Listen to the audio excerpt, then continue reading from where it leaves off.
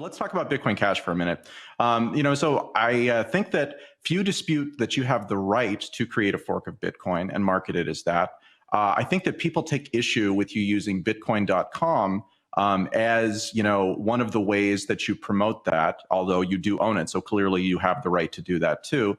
How do you feel about forks of Bitcoin broadly, and specifically, like, what was kind of the impetus to push down the Bitcoin Cash path rather than to stay with sort of the network consensus around what is commonly known as Bitcoin? So to clarify one point, I had absolutely nothing to do with the creation of Bitcoin Cash, and I didn't switch to promoting Bitcoin Cash until after it had already been in existence for, I think, 3 or 4 months. But the impetus for that was there was a scaling attempt to allow Bitcoin to continue to be money for the world. And it was called the SegWit 2x agreement, where SegWit, which is, if you're deep into crypto, you already know what that is. If not, don't worry about it.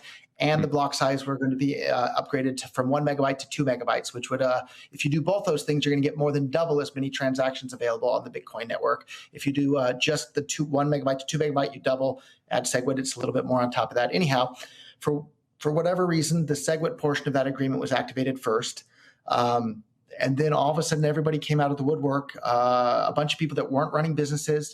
Bitcoin, the big block version of Bitcoin that eventually kind of became Bitcoin Cash, it had more hash rate, it had more businesses, it had more users, it had more community support, clearly, without any doubt whatsoever. But then all of a sudden, all these people that weren't running businesses, didn't have customers, didn't do much of anything other than be loud on the internet, came out there opposing the 2 megabyte upgrade to Bitcoin. And when that 2 megabyte upgrade eventually was aborted, I had to look around the world and say, okay, well, if I want a tool that can enable every human being on the planet to be able to send and receive any amount of money with any other human being on the planet, Bitcoin can't do that. It's not going to do that with 1 megabyte blocks. It's impossible for Bitcoin to do that. So there's a whole bunch of other cryptocurrencies out there. Which one do I think is the most likely to bring the most economic freedom to the most people around the world in the shortest amount of time? And I looked at all the different cryptocurrencies out there, and Bitcoin Cash was the one that was at the top of my list. Others were interesting, but I think Bitcoin Cash has the best shot at bringing the most economic freedom to the most people around the world right now today. And an example of that, if you're watching this and you've never used cryptocurrency ever before, it's impossible for you to get $1 of Bitcoin. You can't do it. The fees are too high on the network. It's impossible for you to even get $5 of Bitcoin because the fees are too high.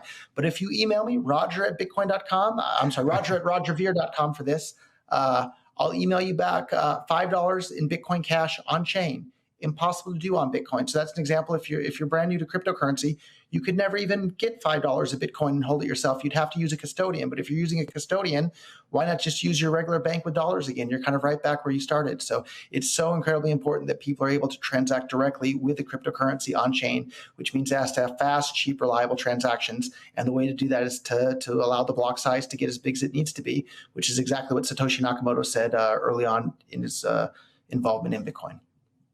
So I've been using the Lightning Network an increasing amount over the last couple of months. Technology long in development, intended to be built on top of Bitcoin and potentially other protocols, that allows you to use Bitcoin or something like it as sort of the settlement layer or the kind of source of truth, but to do kind of arbitrarily small transactions using something like the Lightning Network. Now, I believe you're correct about the on-chain nature of Bitcoin. It would be, let's just call it, inefficient to buy and receive $1 worth of Bitcoin at current prices, at current fees. But how does kind of the Lightning Network play into that? Do you not see that as a solution to this problem? It's clearly not a solution to this problem. So to onboard a new person who's never used Bitcoin or Lightning ever before, it costs over $100 to do that right now today. A bank doesn't charge you $100 to open a new bank account. Why are you going to pay $100 to be able to start using the Lightning Network? It's just absolutely ridiculous, and the user experience is atrocious every time I've tried to use it. And I'm curious to hear from you, Adam. If you met somebody who's never used crypto before and you wanted to get them involved in Lightning, what wallet would you tell them to get, and where would they begin, and what's the easiest way to do that? I mean, I think the biggest challenge around Lightning right now is that you need to run a full node in order to actually participate on that network. But I've recently been experimenting with a project called Sphinx Chat, which effectively allows you to pay, I think it's $2 or $4 as a one-off payment. And then they run a node for you, and then you can use the Lightning Network and you get, 2,000 or 4,000 Satoshis, which is obviously a lot less than the $4. But I mean, I had the same problem, honestly, with Lightning for a really long time. And I've run, full nodes, and we've set up tip things and things like that. But this most recent batch of technology actually does appear to be really quite usable. I'm not sure if you've checked it out yet, but again, like the idea of Lightning, streaming Satoshis via the Lightning Network while you're listening to a podcast to the podcaster is something that I think is starting to pick up steam. And again, as a podcaster, I think it's pretty cool. As a podcaster, that's great. And I'm not familiar with Sphinx Chat or the name Sphinx there, Chat, but yeah.